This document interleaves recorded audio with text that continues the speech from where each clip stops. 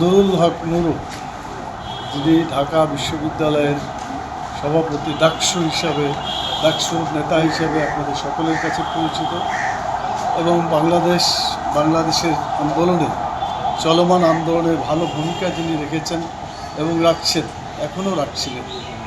সেই অবস্থায়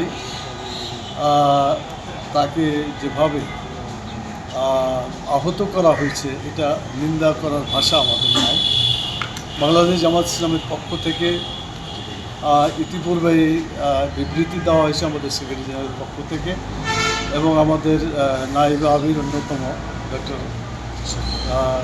আবদুল্লাহ মোহাম্মদ তাহির, তিনি এসেছিলেন, দেখেছেন, কিছু কথাও বলেছেন।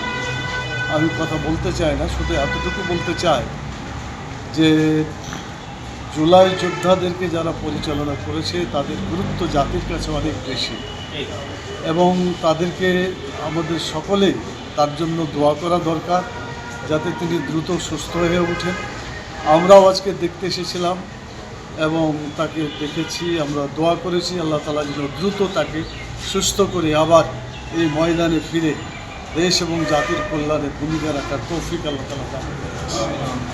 সম্মানিত সাংবাদিক বন্ধুগণ, দেশবাসী ভাইরা, বোনেরা, যারা এই কথাগুলো শুনছেন, আমাদের বাংলাদেশের জন্য বিশেষভাবে আপনারা দোয়া করেন, কারণ দেশ এমন একটা ক্রান্তিকাল অতিক্রম করছে যে জায়গায় আমাদের সকলকে সচেতনভাবে দায়িত্ব পালন করা দরকার।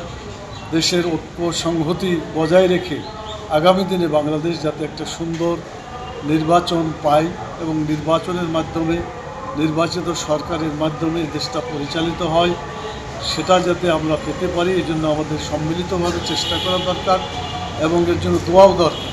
অসুস্থ লোকের জন্য যদি কেউ একটু কষ্ট করে, চেষ্টা করে, সেটাও আল্লাহ তাআলা তার ইবাদতের অংশ হিসাবে এবং গুনাহ মাফের কারণ হিসাবে আল্লাহ কবুল করবেন।